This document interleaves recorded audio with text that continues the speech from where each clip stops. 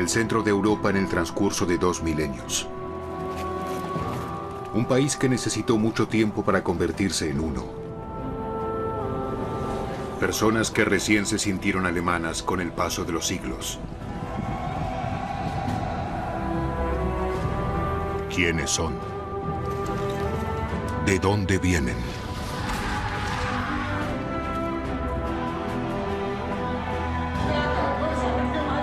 Preguntas a una historia alemana de 1000 años.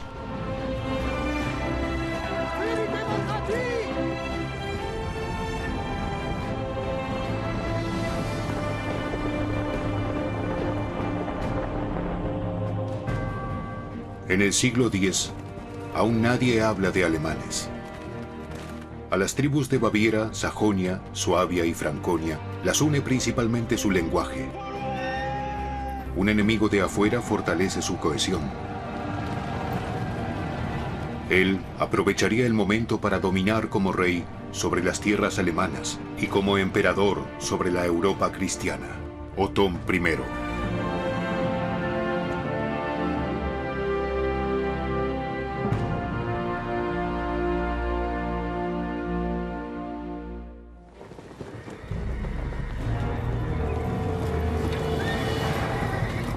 Siete escuadrones de tribus alemanas, 12.000 guerreros de Baviera, de Franconia y Suabia, de Lorena y Bohemia, acuden al llamado de ayuda de su rey. El rey Otón se juega todo a una carta, busca la batalla decisiva. Los húngaros aún nunca han ido a la batalla contra él.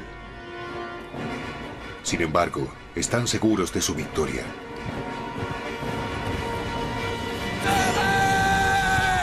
Su reputación les precede una vez más. Año tras año, desde hace más de 50, estos temidos jinetes de las estepas incursionaron en el reino, saqueando. Quemaron castillos, ciudades, iglesias y causaron un baño de sangre entre la población. Nadie se salvó de ellos. Así informaba un cronista. Es por eso que los húngaros fueron llamados enemigos de los hombres y de la cristiandad. ¡Que vengan! ¡Que vengan! ¡Sean valientes! ¡Dios nos protege! El rey Otón se lo juega todo. Su corona y su visión de ser un poderoso emperador como Carlomagno. Las tribus alemanas están de acuerdo en defenderse del enemigo. Se trata de vida o muerte.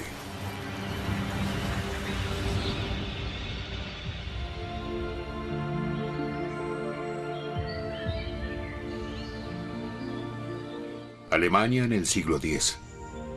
Paisajes agrestes, bosques vírgenes de 1000 años de antigüedad. Tierras apenas pobladas, sin fronteras fijas, en las que viven 4 millones de personas. Su futuro es aún incierto.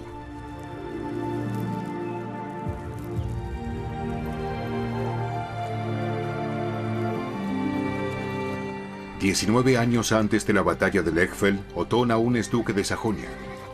Viaja a Aquisgrán con su hijo Ludolfo, de 6 años, quien algún día será su sucesor. Casi todos sus súbditos son campesinos, en su mayoría esclavos que tienen apenas lo suficiente para vivir.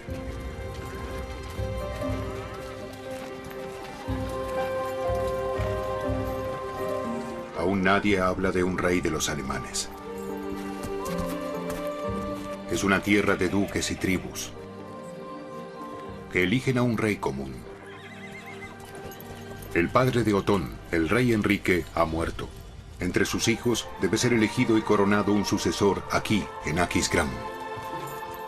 Por eso Otón hizo venir a los duques y condes más importantes de las tribus. Aquí empieza la historia de los alemanes, con la entrada de Otón I en el palacio imperial de Carlomagno. No solo han venido nobles, sino también muchas personas del pueblo, como lo informan los cronistas.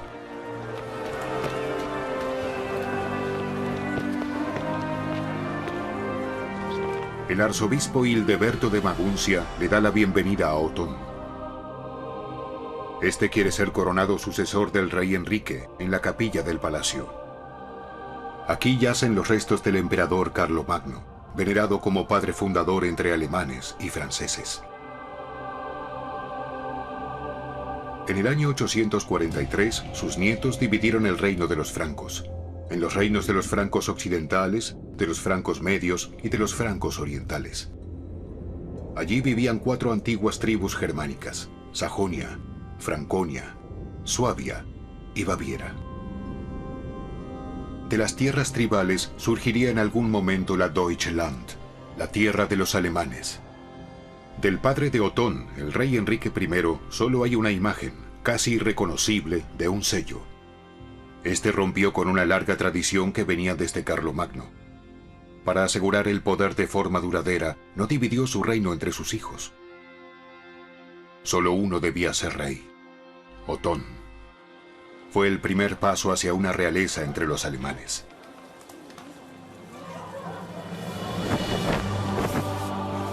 Lo que ocurrió el día de la coronación en Aquisgrán se transmite en la crónica del monje Viduquindo. En un periodo en el que casi nadie sabe leer y mucho menos escribir, ni siquiera la nobleza, se requiere de grandes gestos y rituales significativos. Lo hicieron rey según su costumbre. Entonces le prometieron consejo y ayuda, dice el cronista Viduquindo. Tus enemigos son mis enemigos. Tus amigos son mis amigos. Quiero ser leal a ti en todo momento, serte sincero y obediente. Los duques le prometen lealtad a su rey. El monarca siempre debe saber que son los jefes de las tribus y los príncipes los que eligen al gobernante. Desde el día de la coronación de Otón, este principio de elección se mantuvo por casi 9 siglos.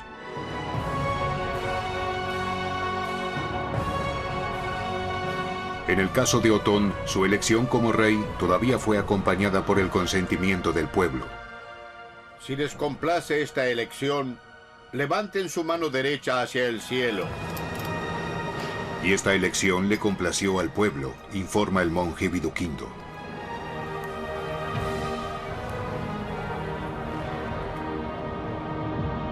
Aquí, en el octágono de la catedral de Aquisgrán, donde incluso hasta el día de hoy se encuentra el trono del emperador Carlomagno, Otón I es coronado rey, y otros 30 gobernantes alemanes seguirán sus pasos.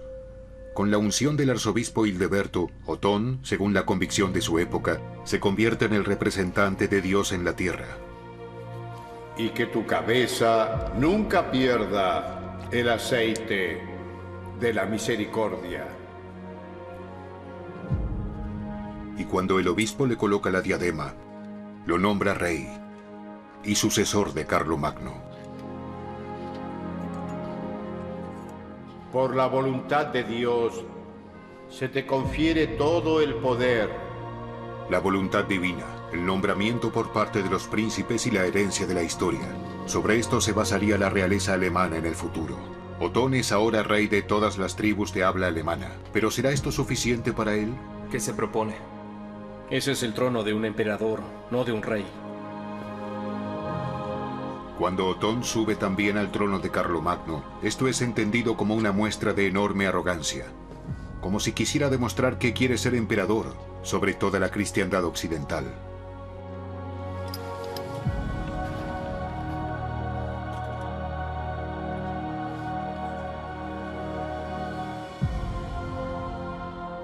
Otto el Grande fue el primer gobernante de la Edad Media que quiso imponer la monarquía. Esto condujo a una gran resistencia por parte de su familia, de sus hermanos, que querían participar del gobierno real.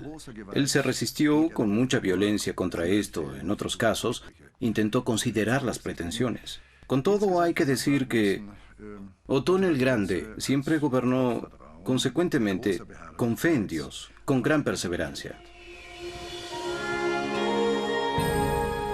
En la Edad Media se gobierna desde la silla de montar, ya que en el reino no existe una verdadera capital, una verdadera sede del gobierno. Por lo tanto, Otón, como rey viajante, recorre tierras alemanas con su séquito de casi 2000 personas más de 180 días al año. Cuando el rey llega, ciudades, pueblos y monasterios deben proporcionarle alimento. Especialmente para los campesinos esto es difícil. Que Dios bendiga al rey, pero que no vuelva nunca más, reza un dicho. El primer viaje de Otón tras la coronación en Aquisgrán lo lleva a la colegiata de Quedlinburg.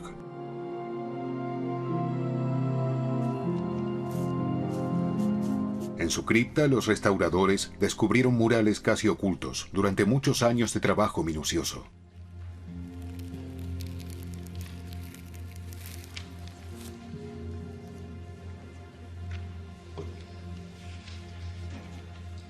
Entre las muchas escenas bíblicas de la bóveda también salió a la luz una imagen muy mundanal. El rey Otón con corona y cetro. Más de 1000 años después de su creación, los restauradores le vuelven a dar un rostro al fresco de una época temprana de la historia alemana.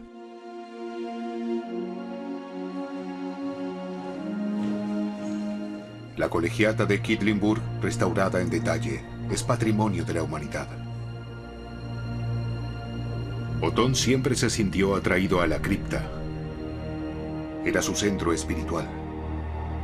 Una y otra vez peregrinaba. Se lo llamaba el orador, a la tumba de su padre, el rey Enrique, al que debía su reino.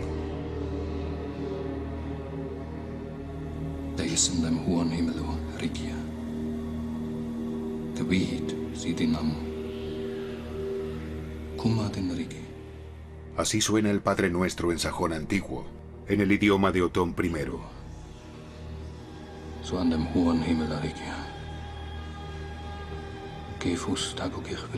Como rey, Otón no solo debe temer a sus hermanos, que lo envidian por el favor de su padre. Una y otra vez, jinetes húngaros atraviesan el país saqueando y asesinando. Se llaman magiares.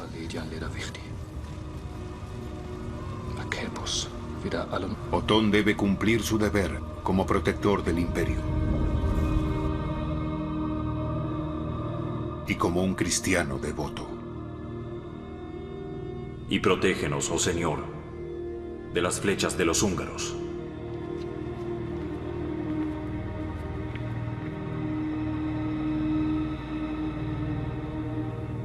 Para protegerse de los jinetes húngaros, el padre de Otón ya había hecho construir fortificaciones, como el castillo de Werla, en Sajonia.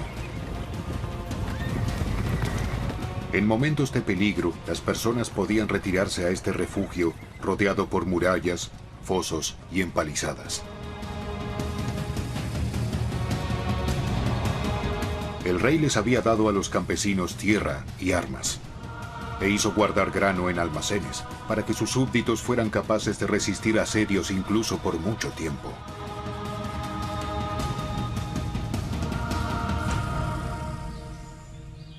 Hasta el día de hoy las murallas del fuerte sajón aún son visibles. Pero incluso en aquel entonces no podían evitar que los magiares invadieran el reino año tras año. El rey viajante, Otón, se traslada de un lugar a otro, por lo que algunos de sus súbditos tienen que haberlo visto y hablado con él.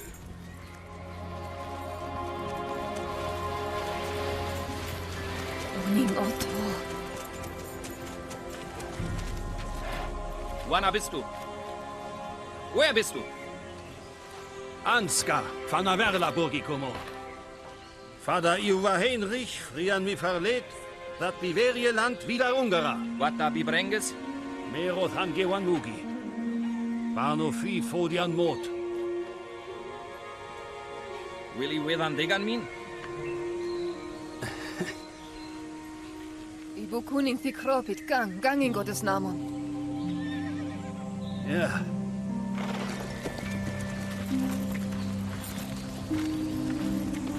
¿Cómo sabemos cómo hablaba la gente en el país en ese momento? ¿Podían las tribus comprenderse entre ellas en el reino de Otón?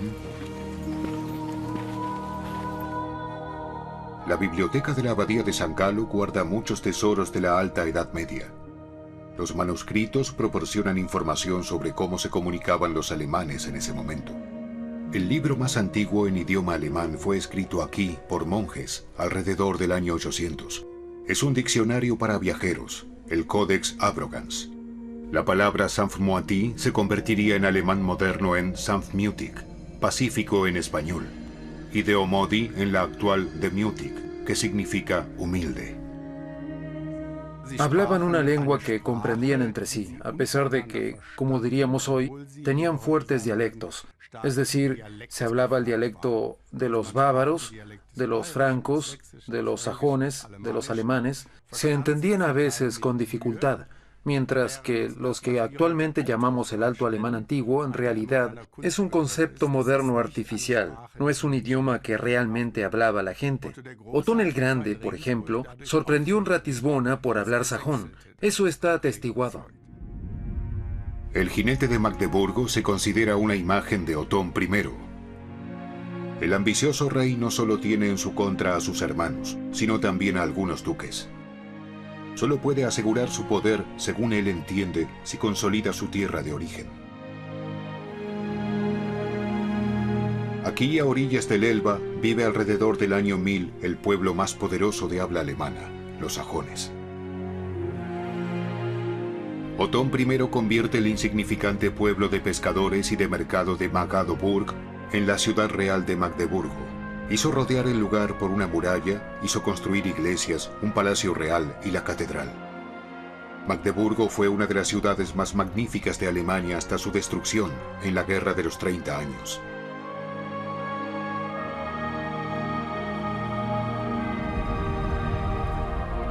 Desde su renovación gótica, la catedral es una de las más grandes de Alemania. Alrededor del año 1240 fue cincelada en piedra arenisca la pareja entronizada, una de las esculturas más bellas de la Edad Media alemana. Según la tradición, representan al rey Otón y su amada esposa, Edith de Inglaterra.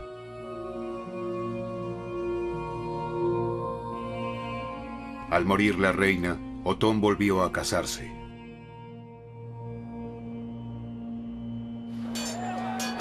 La elegida para ello es Adelaida de Borgoña, viuda del rey italiano. Otón tiene un pequeño hijo con ella, Enrique. El hijo de su primer matrimonio, Ludolfo, hace tiempo que ya es adulto. Ya había estado presente durante la coronación en Aquisgrán.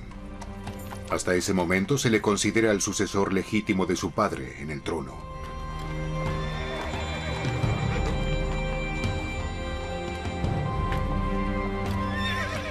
¿Y bien, pequeño italiano? Déjalo, Ludolfo, detente inmediatamente. Prohíbeselo, Otón. Muestra respeto por el futuro rey. ¿Has dicho rey? Sí.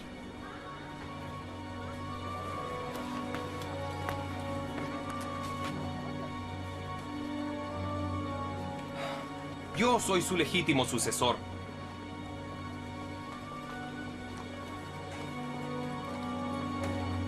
¿Piensas romper todos los juramentos por ella? Mi padre guarda silencio. Así que yo debo responder. Nadie podía sospechar hasta dónde llegaría Ludolfo para hacer cumplir sus derechos al trono, y qué aliados buscaría para ello. En el año 953, los húngaros vuelven a invadir el reino de Otón. Encendieron castillos y ciudades y causaron tal baño de sangre que amenazaba una despoblación completa. Escribe un cronista. Los enemigos de Dios y de la humanidad, como se llamaba a los húngaros en ese momento, penetran hasta el Rin. Solo Suabia se mantiene a salvo, el ducado de Ludolfo. El hijo de Otón había decidido no luchar contra los húngaros, sino negociar con ellos. Al igual que otros nobles, intenta saciar el deseo de saquear de los magiares con oro y plata. Sin embargo, Ludolfo quiere más. Se encuentra con Harka Bulsú, el comandante del ejército húngaro.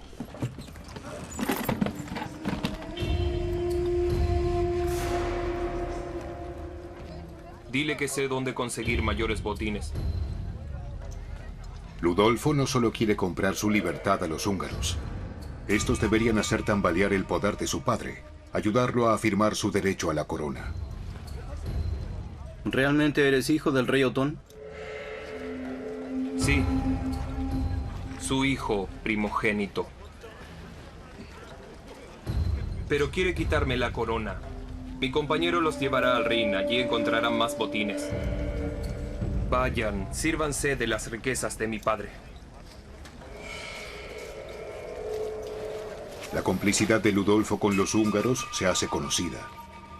No solo pone en juego el poder de su padre, sino que allana el camino de los magiares para invadir el país. Lo que sucedió entonces en Rostal, en Franconia Media, pudo ser como el conflicto padre-hijo que describe el Cantar de Hildebrando. Los aguerridos y valientes guerreros preparan su armadura, ajustan sus cotas de malla y ciñen sus espadas. Dos hombres con la misma sangre, padre e hijo. ¿Qué me has hecho? ¿Qué me has hecho tú?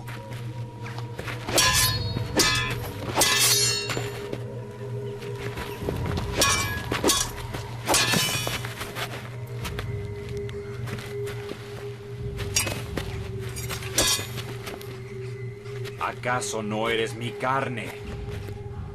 ¿Y no eres mi sangre?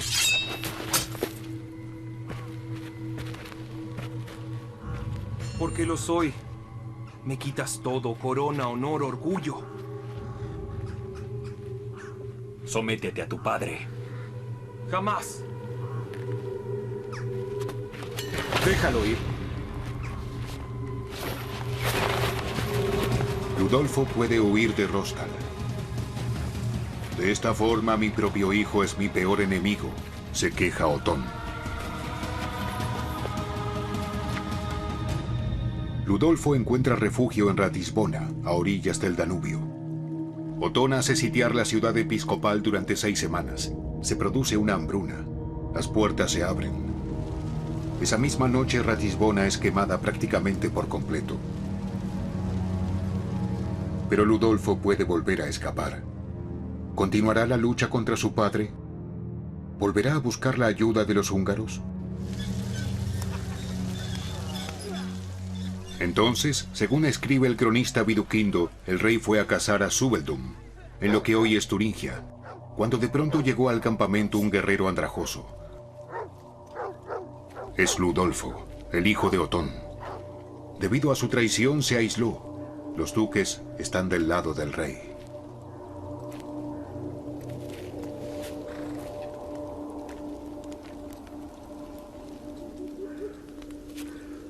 Levántate, hijo mío. Ludolfo estaba profundamente arrepentido. Él juró obedecer y cumplir la voluntad del padre en todo a partir de este momento. Eso dice la tradición. Como rey por la gracia de Dios, Otón se siente obligado a mostrarle clemencia cristiana al hijo pródigo. Pero este hijo ha perdido de una vez y para siempre el derecho a la sucesión al trono.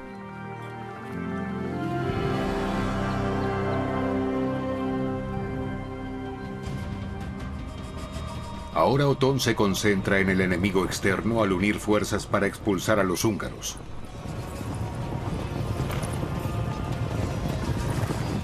Desde todas partes del imperio, el rey convoca a los guerreros de las diferentes tribus a Lechfeld, cerca de Augsburgo.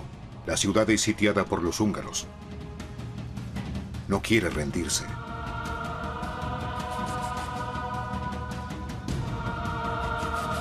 En la iglesia de Santa Afra, la llamada Cruz de San Uldarico recuerda aún hoy el asedio de hace más de 1000 años. Los habitantes de Augsburgo esperaban que Otón los liberara con el gran despliegue de tribus.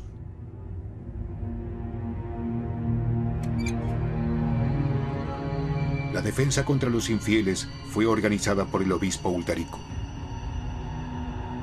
Incluso habría ido contra los húngaros con intrepidez absoluta, según se dice.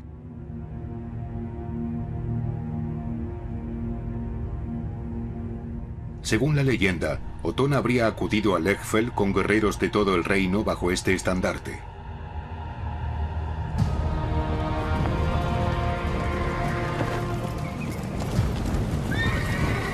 Este gran despliegue viene de Baviera, de Suabia, Bohemia, Franconia y Lorena.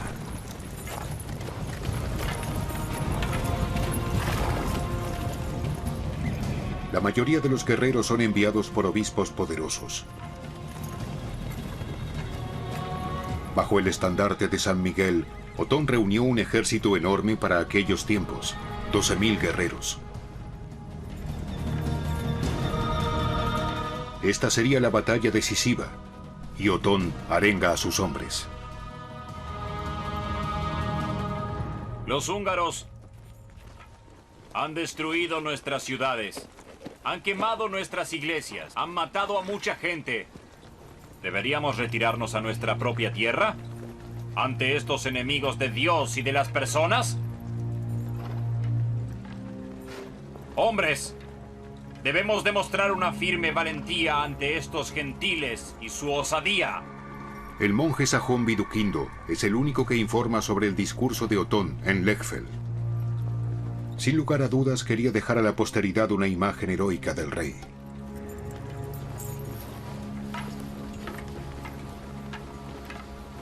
Ahora hablemos más bien con la espada, en vez de hablar con la lengua.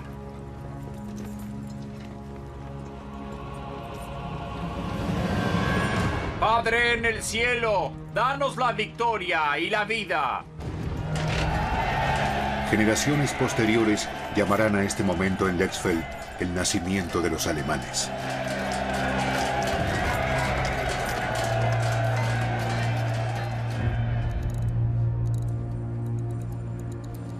La lanza que el rey Otón llevó en la batalla de Lechfeld es una de las llamadas insignias imperiales que se conservan hoy en Viena. Estudios comparativos muestran que se trata de una lanza alada de la época de Carlomagno, de las que había muchas. Pero esta pasó a la historia como la lanza sagrada. En tiempos de Otón el Grande, la lanza sagrada era considerada un símbolo de poder. Su propietario era considerado el verdadero representante de la dignidad real. Esta posición especial de la lanza sagrada viene del hecho de que era interpretada como una reliquia con la que se preservaba su testimonio especial de la pasión de Cristo. Según la leyenda, un soldado romano hirió a Jesús en un costado, crucificado con esta lanza. Por eso Otón y sus guerreros la consideraban sagrada. Esta posición de reliquia le daba el aura de un arma que traería la victoria y que apoyaría a las tropas de Otón el Grande en la batalla. Con ella se podría considerar invencible.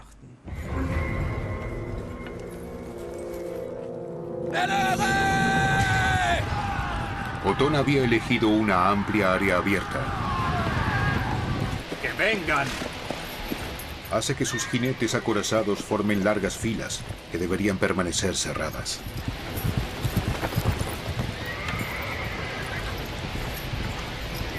¡Que vengan!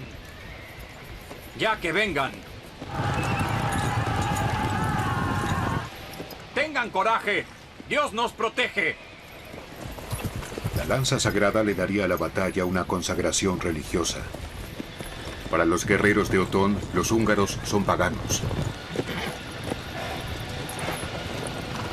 Sus arqueros son temidos. Traen la muerte desde la distancia. Los ágiles jinetes evitan el combate cuerpo a cuerpo.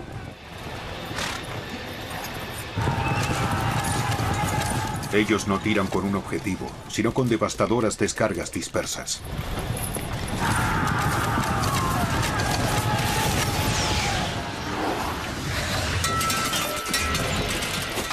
Sin embargo, el ejército de Otón esta vez está mejor equipado.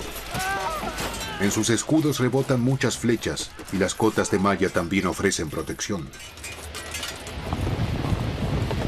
Sus filas se mantienen firmes, para sorpresa de los húngaros. Otón confía en ello. ¡Hombres, adelante!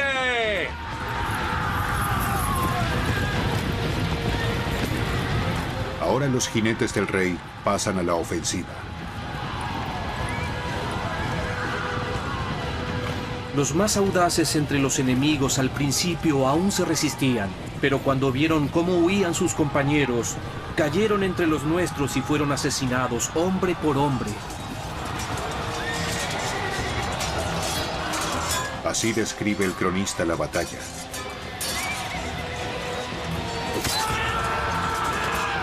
Los húngaros no están preparados para la lucha cuerpo a cuerpo. Solo tienen armas ligeras. No tienen nada para ir al encuentro de las lanzas y las largas espadas de los oponentes.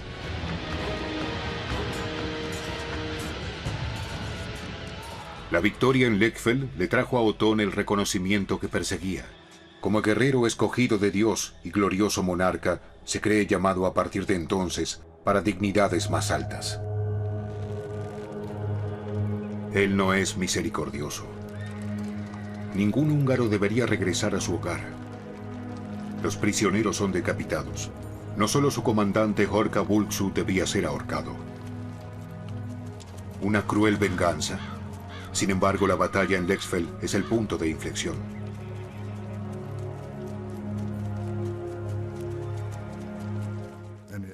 Una derrota de Otón el Grande probablemente habría significado que el imperio hubiese caído en la dependencia tributaria de los húngaros. Quizás Otón también habría sido derrocado. Todo esto habría conducido a que el imperio probablemente hubiese caído nuevamente a una organización en tribus individuales. La victoria en Lechfeld le da a Otón el Grande una posición indiscutible. Es reconocido en toda Europa occidental. Se puede decir con seguridad que esto ha desempeñado un papel importante en la formación de la identidad del reino de los francos orientales, que más tarde conduciría al imperio alemán. El rey Otón ahora recibe el nombre de El Grande y es llamado defensor de la patria. La victoria común en Lechfeld ahora ha acercado más a las tribus alemanas. El imperio ahora comienza a tener forma. Se extiende desde los Alpes hasta el Mar del Norte, y el Báltico en el norte y hasta los ríos Elba y Saale en el este. Sin embargo, Otón piensa en otras dimensiones. Al igual que Carlomagno, quiere establecer una continuidad con el Imperio Romano. Pero para convertirse en emperador, también debe viajar a Italia.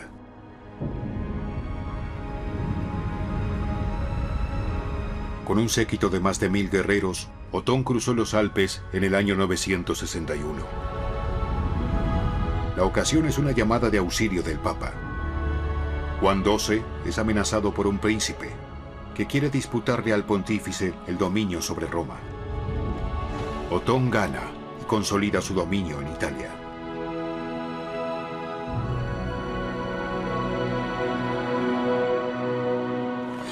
Por las rutas de los antiguos Césares se desplaza a Roma.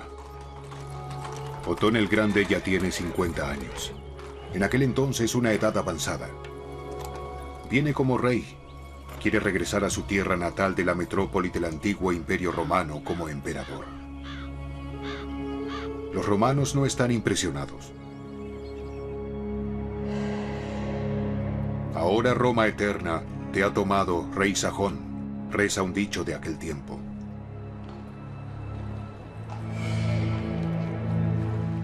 En el lugar donde hoy se encuentra la Basílica de San Pedro, el Papa había coronado a Carlomagno emperador del occidente cristiano. Así debería ser ahora también. En esta piedra circular de pórfido, se dice, fue coronado emperador el sajón Otón, emperador del Imperio Romano, que alguna vez sería llamado el Sacro Imperio Romano Germánico.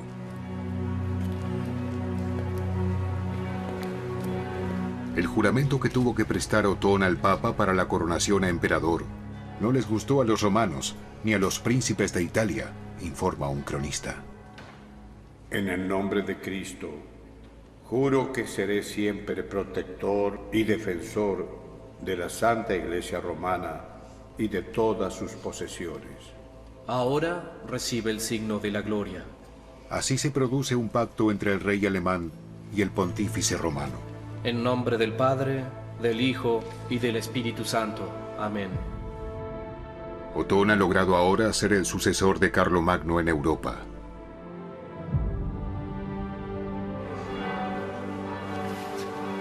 Signum Gloriae, el signo de la gloria. La corona imperial es la insignia más importante del imperio. Se conserva actualmente en la Cámara del Tesoro del Palacio Imperial de Viena. Con ella, según se dice, Otón el Grande fue coronado emperador. Esta corona ha sido durante siglos el símbolo del imperio, símbolo del Reich.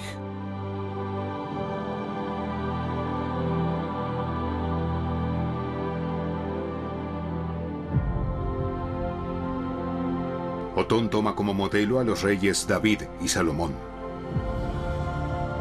Y por encima de todo está en nombre de Dios. Per me reges regnant, por mí reinan los reyes.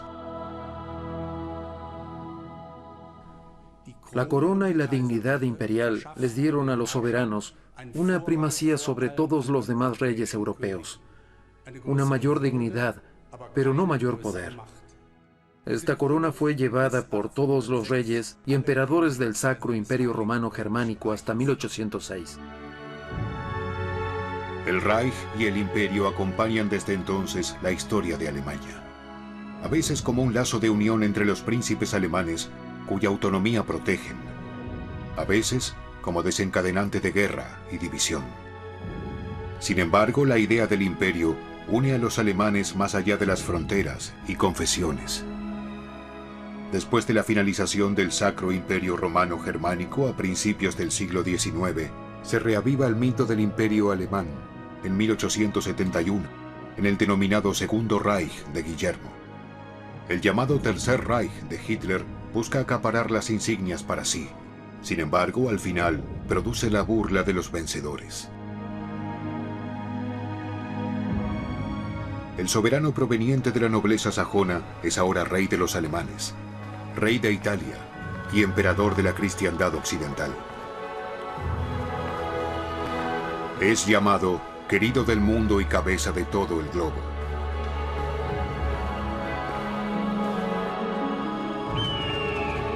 Con su imperio crecieron también los retos. Otón se siente atraído por Italia. Al sajón y a sus guerreros les agrada el sur. Durante 10 años, Otón permanece con su séquito en Italia, donde debe afirmarse contra poderosos oponentes, contra príncipes italianos, contra bizantinos y árabes.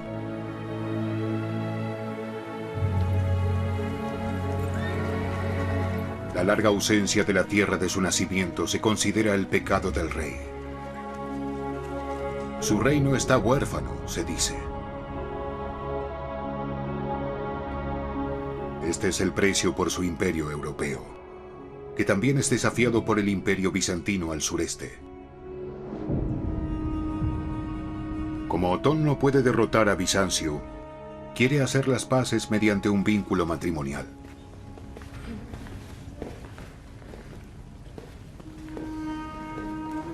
Su hijo debería casarse con una princesa bizantina.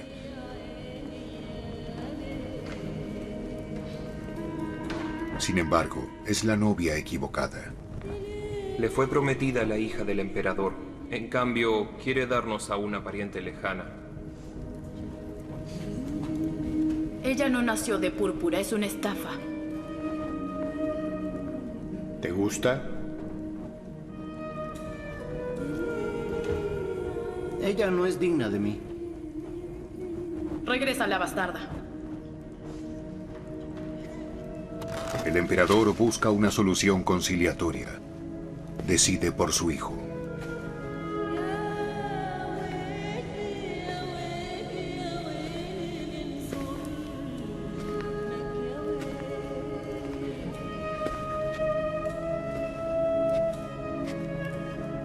¿Cuál es tu nombre?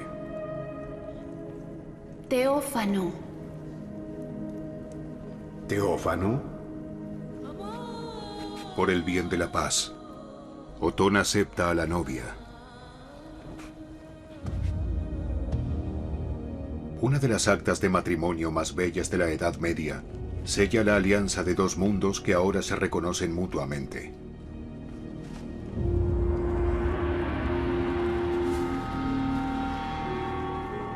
Otón II y Teófano reinarán juntos. Sin embargo, ¿Con qué legado?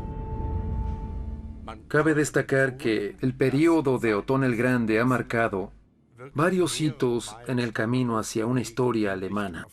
Y los hitos son precisamente la batalla de Lechfeld y el Imperio. Y con ello, Otón el Grande, en realidad, hizo bastante por la historia alemana. Después de muchos años en Italia, Otón añora nuevamente la tierra de sus padres. Con gran fama y tropas victoriosas, regresó a Germania, escribe Viduquindo, su cronista. Teófano, ¿qué lees con tanto interés? Su tierra es aterradora debido a los pantanos y a los bosques. Como bebida embriagadora emplean una infusión de cebada y trigo, eso dice aquí. ¿Sobre quién escriben allí?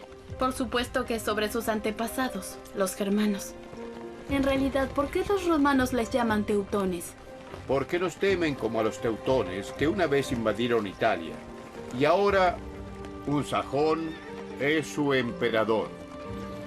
Pero también los llaman despectivamente Tedeschi, los teutones. Ah, esos arrogantes romanos. Solo aprecian su latín y desprecian la lengua de los pueblos germanos. Como sajones, suevos, francos y bávaros, se trasladaron con Otón el Grande a Roma. Con la corona imperial y el nombre que los italianos les dieron, regresan a su hogar.